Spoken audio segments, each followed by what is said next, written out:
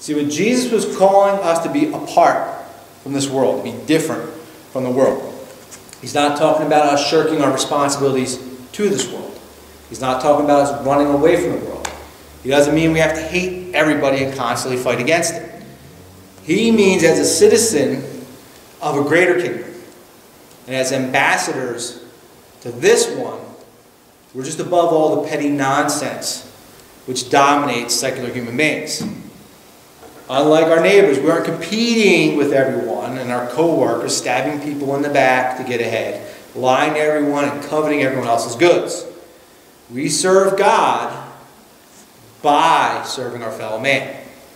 See, Joseph served Pharaoh in Egypt.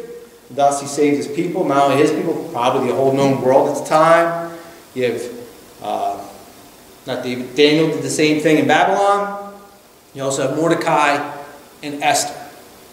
In every instance, these leaders, these heroes of the Bible, did exactly as Christ is demanding in this lesson.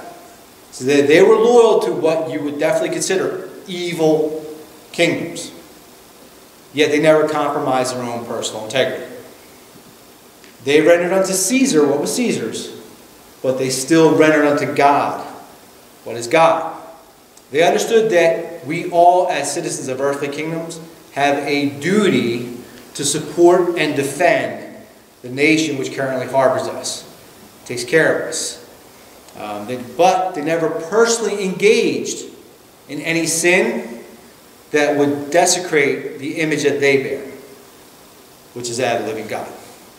Put it in easier terms for us to understand, Gunnery Sergeant Hartman says, you can give your hearts to Jesus, but your butt belongs to the Corps.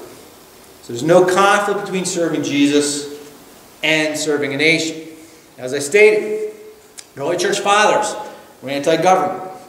They were anti-military because at that time, it's sociological understandable, the Roman soldiers were hunting down Christians and putting them to death. So they kind of wrote a lot of stuff that you would think sounds kind of pacifistic.